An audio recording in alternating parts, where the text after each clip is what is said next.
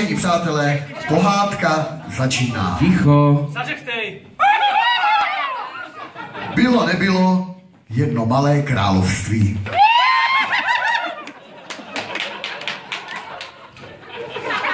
Rozprostíralo se za malebnými potůčky, údolími a lesy. V tomto malém království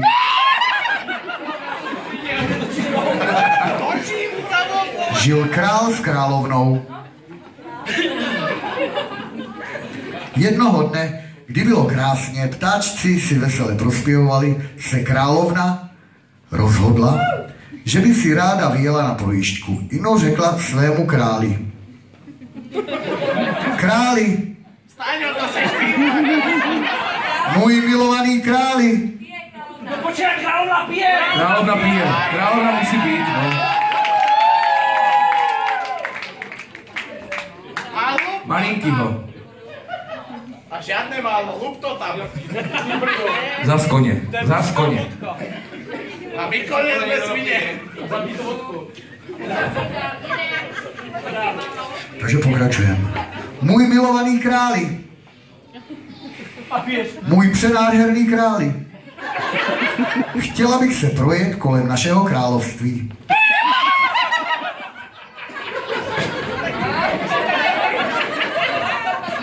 Král řekl své královně. Ta malá zabije. Opravdu? Ať je tedy po tvém. Pojedeme se podívat, jak se daří našemu království.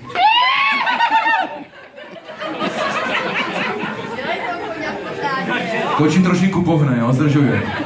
Zavolal tedy na kočího.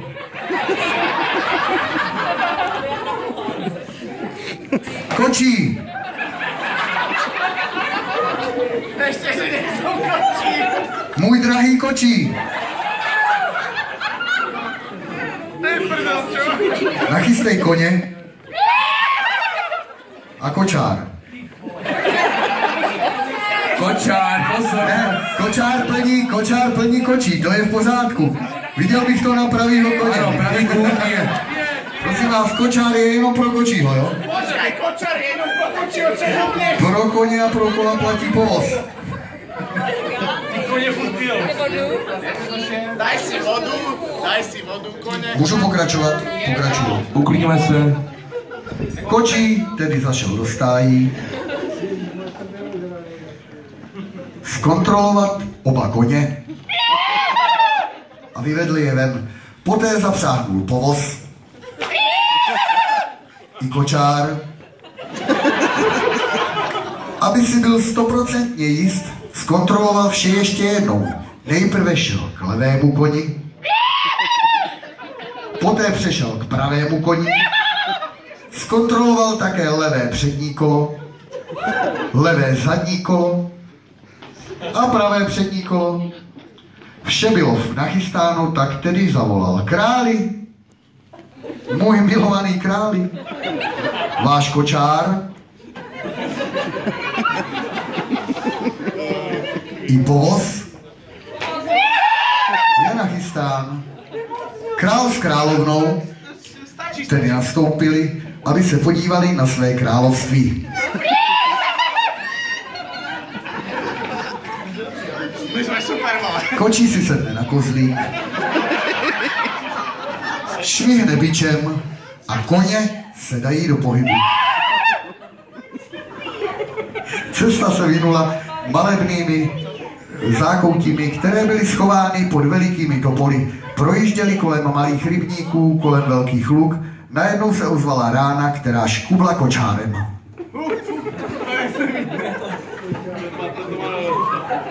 Král zavolal na kočího.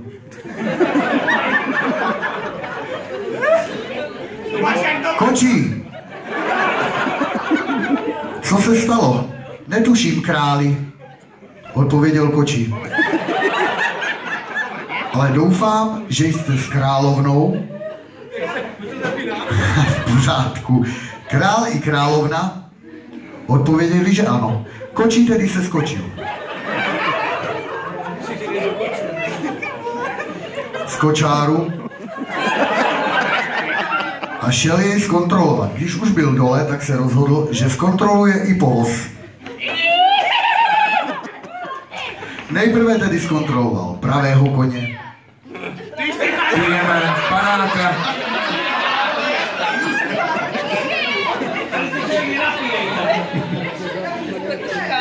Počkej, teraz bude ľavý koň. Potom levého koně. Nebyl si jist, proto znovu zkontroloval levého koně. Potom pravého koně. Pak přešel k pravému přednímu kolu, pravému zadnímu kolu. Znovu kontroloval pravé přední kolo. Pijeme. Ale sa nabeháte, čo? No chudák. On je jak doma, tak nic. Potom levé zadní kolo. Znovu kontroloval pravé přední kolo. A opět levé zadní kolo. Nic nenašel a proto zašel ke králi a řekl mu: Králi, můj milovaný králi, vše je v pořádku. Povoz i kočár. Museli jsme najet do nějaké díry či na kámen. Tak to jsem ráda, že to takhle dobře dopadlo, řekla královna. Já už jsem myslel na to nejhorší, řekl král. Že nám třeba upadlo pravé přední kolo. Král mu tedy opět přikázal a pokračují v jízdě. Kočí sedne znovu na kozlík, švihne bičem a koně pijou. Koně pijou.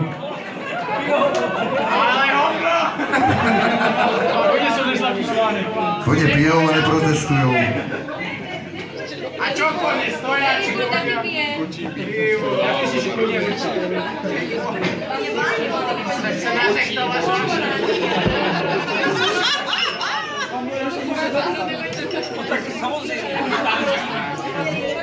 Takže pozor. Koně a celý kočár se dají zase do pohybu. Ze začátku se levému koni moc nechtělo,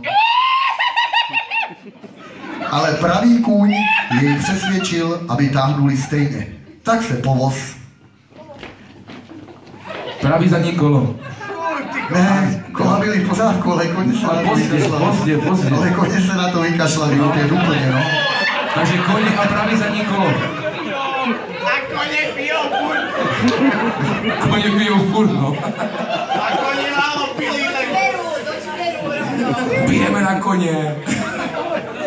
Ale to je pitný režim, iba.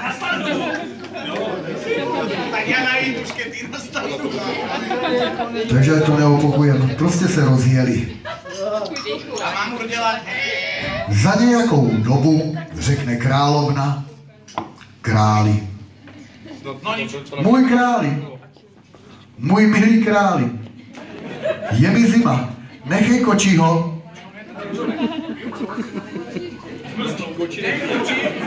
Obrátí kočár, ať jedeme zpátky do zámku.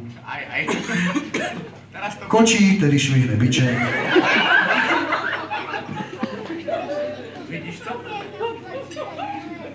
Tretíkrát kočí, no to je strašné, čo? Ještě když kočí, ale zle. Koně otočí kočár a celý povoz se vydá zpět na zámek. Když přijeli do zámku, vystoupí král s královnou z kočáru. Královna ještě pohladí koně a odchází do svých komnat. Královna se zvedla. Zvedla se. Zvedla se královna, já jsem to taky viděl. Koně jsou ožraný už, královna se zvedla. To je škody. To je škody. No nič, my sa hýbeme teda, no.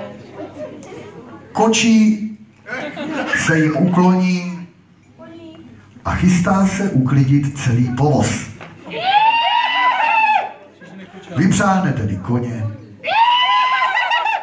schová kočár a zkontroluje ještě jednou všechna 4 kola. Podívá se na levé přední kolo, na pravé zadní kolo, na pravé přední kolo a také na levé zadní kolo. Zkrátka na celý kočár. Pije přední kolo. Přední kolo pije. Tak to vám držím palce. Ano, přední pravý kolo. Zamazalo kočím. To je jediný člověk, který s tím koněm si dá banán. Který? Právě přední kolo. Jsem si říkal, že to není levý přední, vole. Jdeme do finále. Když kočí, Kočí pije, bylo to pozdě. Mě rozptiluješ. A kočí je strašně střízlivý, kurde. no prostě když uklidil celý povoz, přijde služebník, že má kočí jít ke králi. To je blbé, teda. Asi na fukatý. Kočí se tedy vydá ke králi. Stáš do milost, jo. Král mu řekne, Aj. kočí, můj šikovný kočí. Děkujeme ti s královnou za projížďku po našem království. Tak vážení přátelé, a to je konec naší svatební taškařice. Velký potlesk. A dáme si malinkou přestávečku.